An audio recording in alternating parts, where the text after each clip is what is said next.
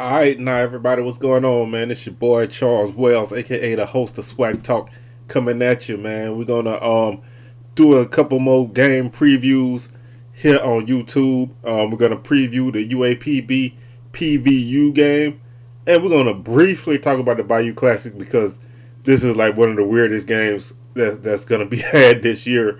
So gonna touch on it just a bit, but the big game this week in the West Division is Arkansas Pine Bluff and Prairie View hooking up in Pine Bluff on Saturday. The Golden Lions and Panthers are both undefeated in conference play. Pine Bluff is 3-0, Prairie View is 2-0, and they're hooking up in an opportunity for Pine Bluff to go ahead and put themselves in basically in position to win the division outright. Prairie View cannot go to the SWAC championship, but if they want, they can still throw a monkey wrench in some plans by picking up a dub in this game. So I know and you know that anytime these teams step on the field, they looking to battle and they looking to make some noise. So I would not put it past PV to win this game because defensively, Prairie View has the better defense in this matchup. Their defense is very, very aggressive. They're not really big, but they have some guys on the defensive line that can make plays. They have some linebackers that are very good. Safeties are aggressive. They have they really stout and they make plays in the backfield. They have a lot of tackles for loss and a good bit of sacks on the season. Konos are pretty solid too, so that's gonna be the unit that I feel for Prairie View is gonna be the unit that can get the job done for them. Pine Bluff offensively obviously is the key for them is their offense. Skylar Perry, Tyron Ralph, Josh Wilkes, Harry Ballard the third,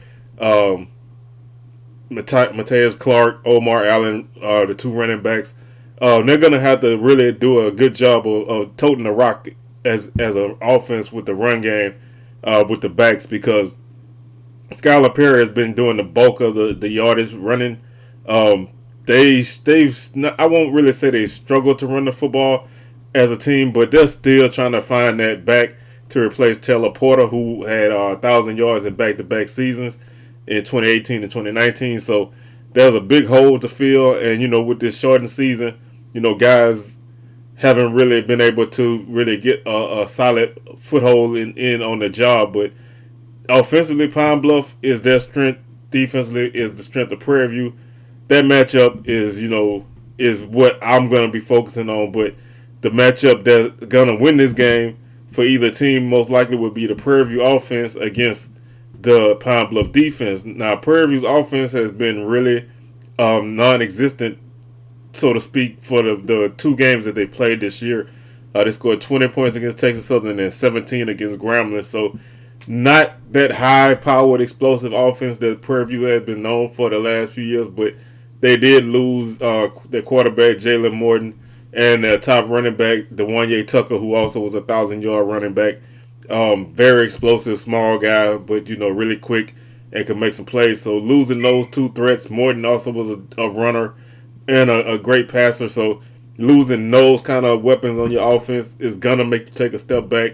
Right now they have two quarterbacks in Trezon Connolly and TJ Starks that they are kind of looking for one of those to take hold of the position.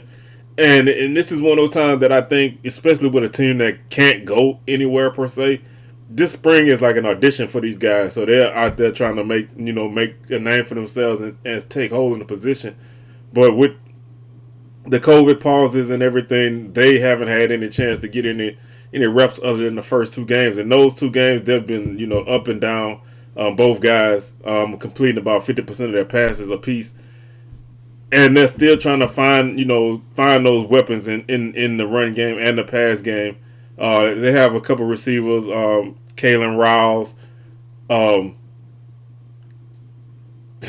drawing, Charles Johnson, Travis O'Connor, a couple guys like that who can make some plays, but they have to find that consistency. And obviously, if you notice with any team, you go as your QB goes.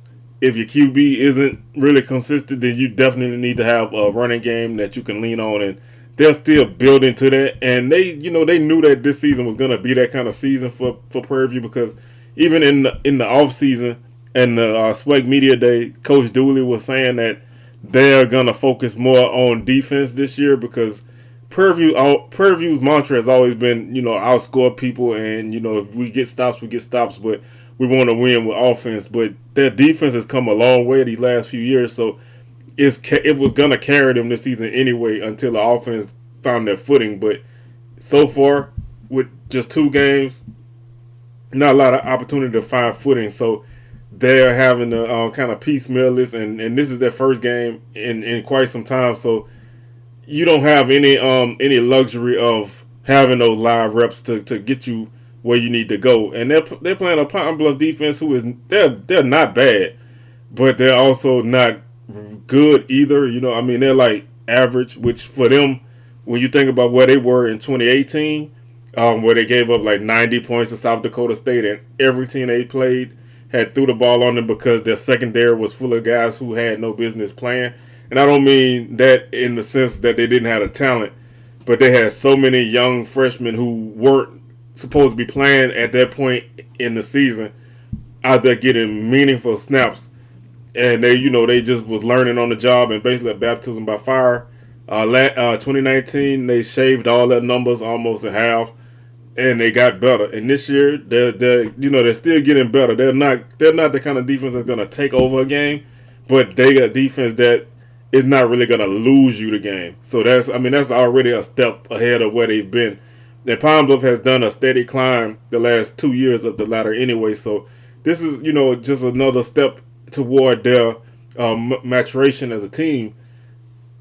They have some really solid guys like Isaac Peppers on the line. They have some really good defensive backs like Sean Steele, who is a ball hawk in the secondary at safety. He's gonna get it if you put it up there and you slap it with it. He's gonna go get it. But this game, is like any game that I approach when you have two teams that one team has been playing and one hasn't.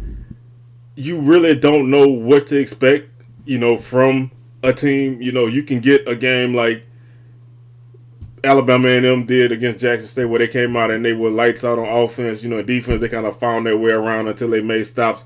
You can get a game like, this is almost not a good example because it's Valley, but when Valley played Jackson State, they hadn't played yet at all, and they looked sloppy, especially for the first couple quarters, and then they kind of found their footing, but the game was out of hand. So you really, when you have these kind of games, you almost kind of doing an even more of an educated guess than normal. Any prediction you normally make is going to be an educated guess because you really have no way of knowing what's going to happen on Saturday until Saturday actually happens.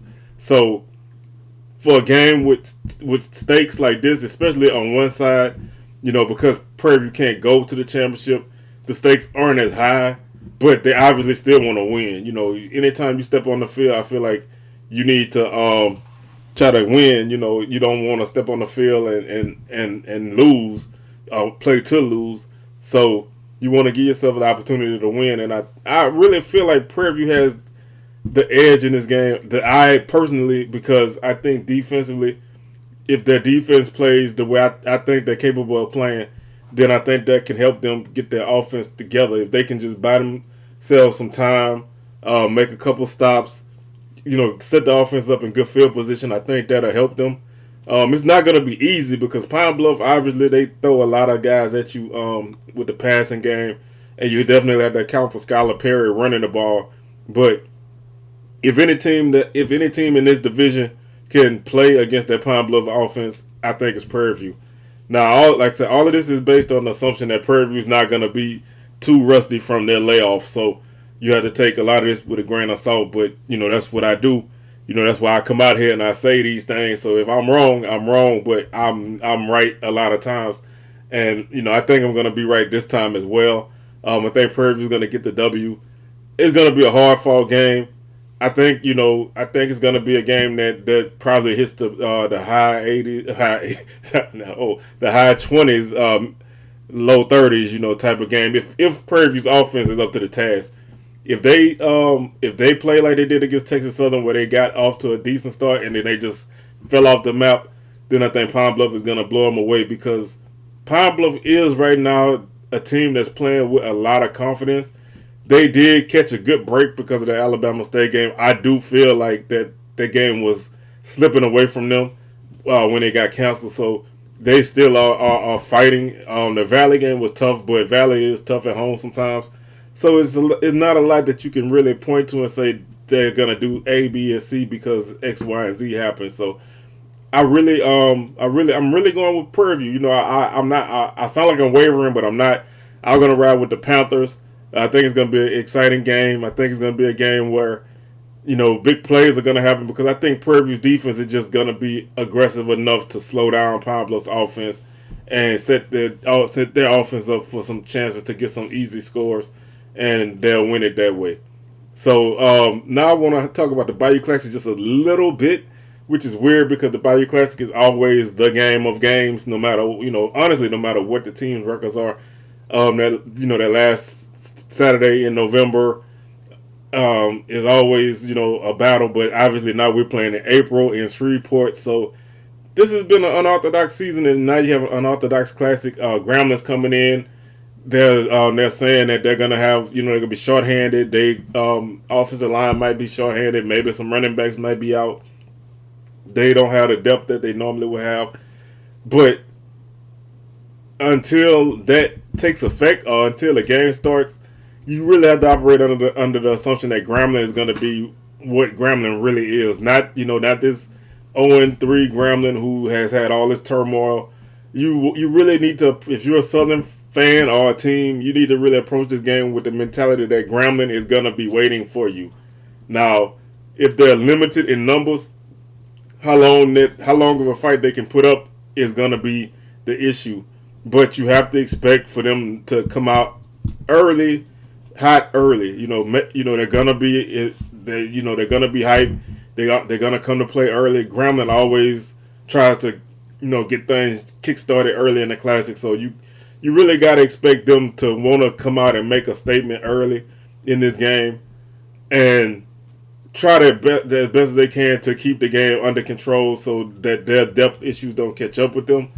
If you're Southern, then you just have to do what you do. You have to wear them down on both sides of the ball. That means, long drives on offense, lots of running, leaning on them and just wearing them down so when the second half comes, you can kind of pull away in the fashion that Southern typically does.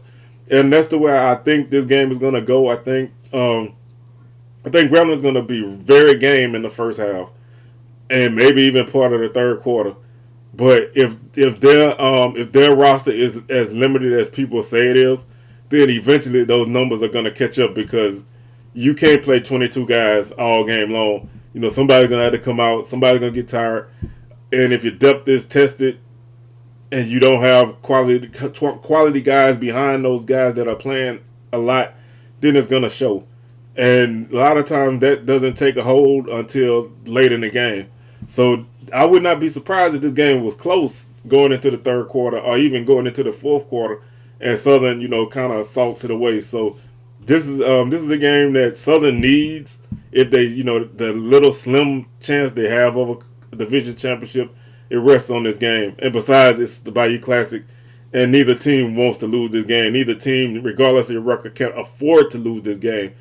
And, with it being such a weird situation, in a different place, COVID, no bans, all of that, it's going to have a weird feel, and it's going to be a situation where this game can go a different way if you're not careful. So I think going into a game like this, a lot of, you always have to be mentally tough. But especially this week, you have to be mentally tough because your opponent is coming in not so much as you would expect them to.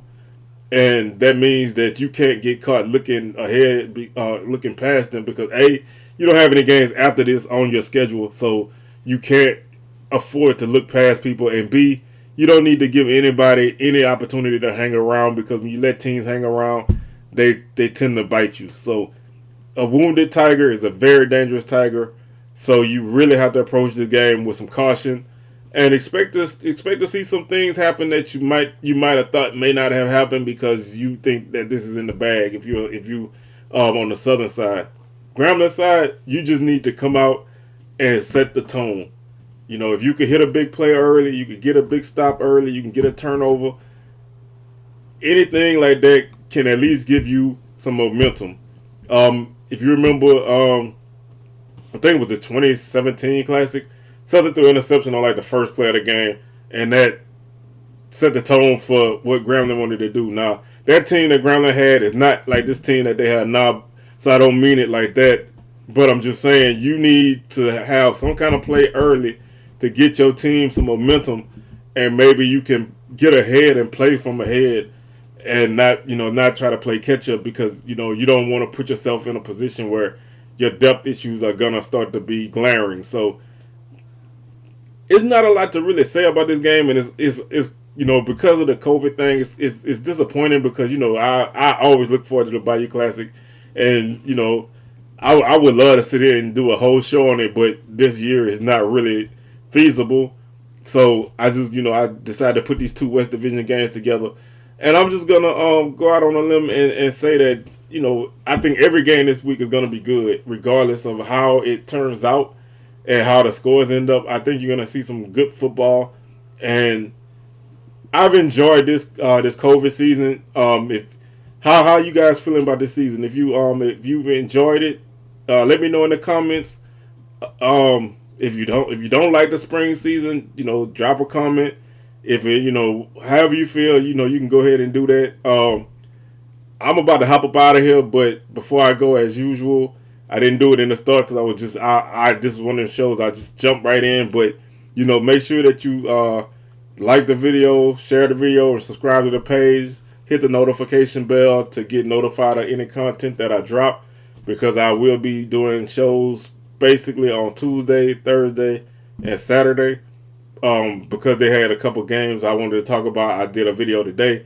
But also check out my podcast, SWACtalk, on anchor.fm/SWACtalk. It's also on Spotify, Stitcher, Breaker, Apple Podcasts, and Google Podcasts. SWACtalk, one word. Facebook.com/SWACtalk. Twitter.com/SWACtalk76. Instagram.com/SWACtalk.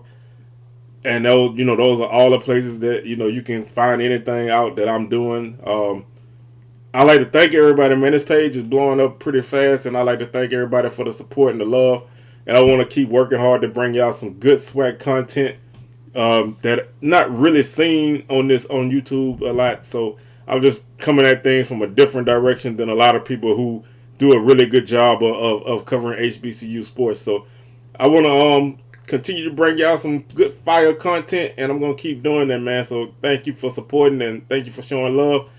And we'll be back on Sunday to recap these games, man. Sunday podcast upload, and Sunday Magic City Classic recap. So that'll be coming on YouTube. And we'll see y'all on Sunday, man. We are out.